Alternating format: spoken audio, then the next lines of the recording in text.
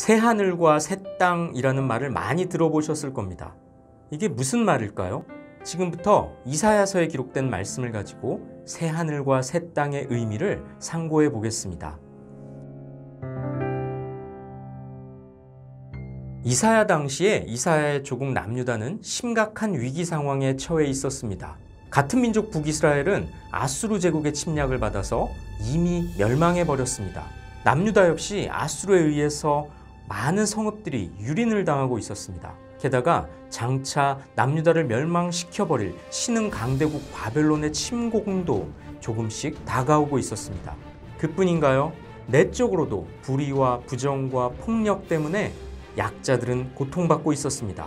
권력자들과 종교 지도자들의 위선적인 죄악과 우상 숭배 때문에 여호와 하나님께서는 진노하실 수밖에 없는 상황이었습니다.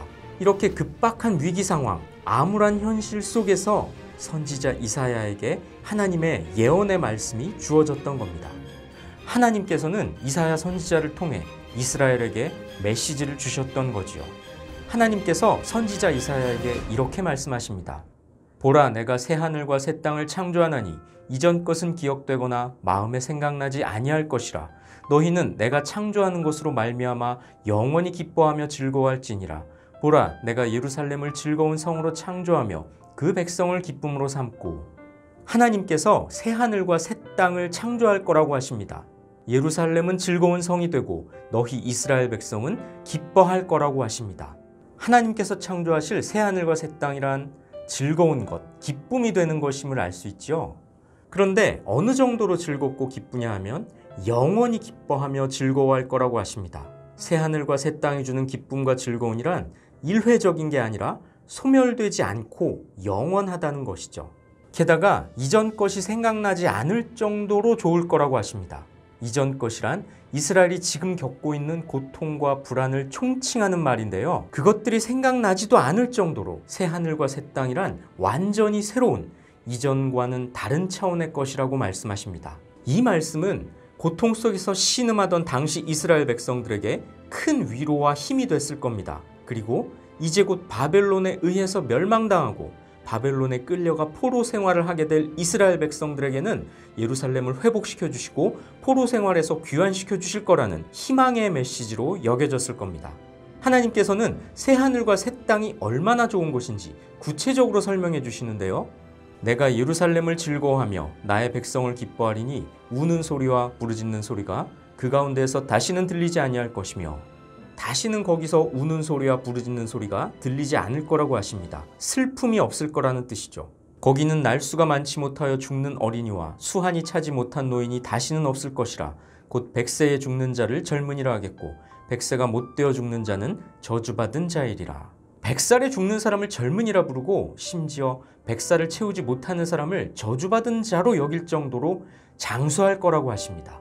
나무의 수명이 일반적으로 꽤 길지요. 그곳에서는 사람들의 수명이 나무의 수명과 같을 것이다. 이렇게까지 말씀하십니다. 고대 사회에서 장수는 큰 복으로 여겨졌습니다. 장수할 거라는 말씀은 하나님이 열어주실 새 하늘과 새 땅이란 아주 복된 곳임을 넌지시 암시해 줍니다. 그들이 가옥을 건축하고 그 안에 살겠고 포도나무를 심고 열매를 먹을 것이며 그들이 건축한 데에 타인이 살지 아니할 것이며 그들이 심은 것을 타인이 먹지 아니하리니 이는 내 백성의 수완이 나무의 수완과 같겠고 내가 택한 자가 그 손으로 일한 것을 같이 누릴 것이며 그들의 수고가 헛되지 않겠고 그들이 생산한 것이 재난을 당하지 아니하리니 그들은 여호와의 복된 자의 자손이요 그들의 후손도 그들과 같을 것임이라. 집을 짓고 과실을 거두고 자기들의 손으로 애써서 일한 것을 남에게 빼앗기지 않고 거둘 거라고 하십니다. 새하늘과 새 땅은 경제적이고 사회적인 부당함이 없는 정의로운 곳이라는 의미가 담겨 있지요.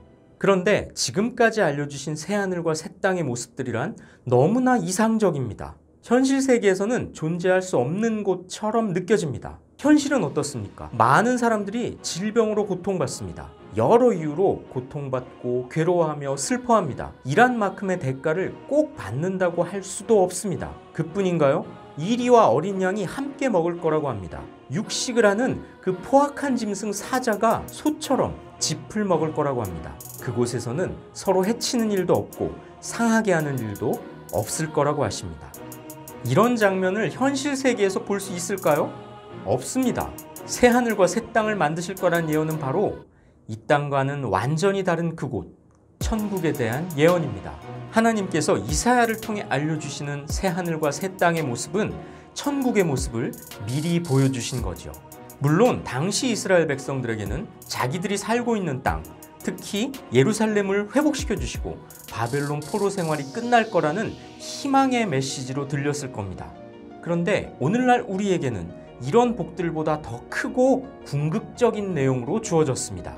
새 하늘과 새 땅은 바로 천국의 모습에 대한 예언이라는 겁니다. 앞에서 새 하늘과 새 땅이 얼마나 좋은 곳, 복된 곳인지 살펴봤지요. 그런데 그 복들이란 일시적인 게 아니라 영원한 것들이고 현실 세계에서는 존재하지 않는 완전한 것이었습니다. 그러므로 새 하늘과 새 땅이란 최후 심판 이후 참된 성도들이 들어가서 누리게 될 영원한 천국을 의미하는 것입니다. 새 하늘과 새 땅에 대한 예언은 구약시대 이사야뿐만이 아니라 요한계시록에서도 찾아볼 수가 있습니다. 하나님께서는 사도 요한에게도 새 하늘과 새 땅에 대한 환상을 보여주십니다. 새 하늘과 새 땅에서는 하나님이 친히 함께 계시고 모든 눈의 눈물을 닦아주시며 부활을 선물로 받으며 다시는 예전처럼 애통하거나 고통당하는 일이 없을 것입니다. 새 하늘과 새 땅에 대한 이런 성경의 예언들이 오늘날 우리에게 주는 메시지는 무엇이겠습니까? 그것은 바로 죄로 오염되고 악이 지배하는 이 세상과는 완전히 다른, 완전히 새롭게 된 그곳, 새 하늘과 새 땅과도 같은 그곳 하늘에서의 삶을 기대하고 소망하며 이 땅에서의 힘겨운 현실 속에서도 믿음을 버리지 말라는 것입니다. 지금은 비록 눈물 흘리며 고통받고 있을지라도 새 하늘과 새 땅이 열리면 우리 주님께서 모든 눈물을 닦아주시고 새 것으로 회복시켜 주실 테니 그때를 바라보며 인내하라는 것이지요. 하나님께서는 이사야에게 이렇게 말씀하셨습니다. 이전 것은 기억나지도 않을 것이다. 장차 하나님이 창조하실 새 땅은 지금 너희가 겪는 고통은 생각나지도 않을 정도로 완전히 새로운 좋은 곳이라는 거지요. 왜 이런 말씀을 주셨을까요? 하나님께서는 새 하늘과 새 땅을 창조할 거라는 선포의 말씀을 통해 당신의 백성들이 고통 속에서도 소망을 품고 계속해서 여호와 하나님만을 신앙하기를 바라셨던 겁니다. 주변의 강대국들을 두려워하면서 아수르냐 애굽이나 바벨론이냐 어느 편에 붙어야 할지 걱정하던 이스라엘에게 여호와 하나님만이 자신들의 운명을 결정하실 주권자이심을 깨닫기를 바라셨던 겁니다. 마찬가지로 오늘날 우리에게 새 하늘과 새 땅이란 위로와 소망의 메시지이자 동시에 신앙의 각성을 요청하는 독촉장과도 같은 것입니다. 하나님의 백성으로 살면서 세상의 불의함과 그로 인해 불가피하게 고난을 겪고 있는 우리에게 힘과 위로가 되며 동시에 믿음이 흔들려서는 안 된다는 경고의 말씀인 겁니다. 성도의 소망은 땅에 있는 것이 아니라 하늘에 있습니다. 현재에 있는 것이 아니고 장래에 있으며 잠깐 동안의 것이 아니라 영원한 것입니다. 그리고 보이는 것이 아니라 보이지 않는 것이 돼야 합니다.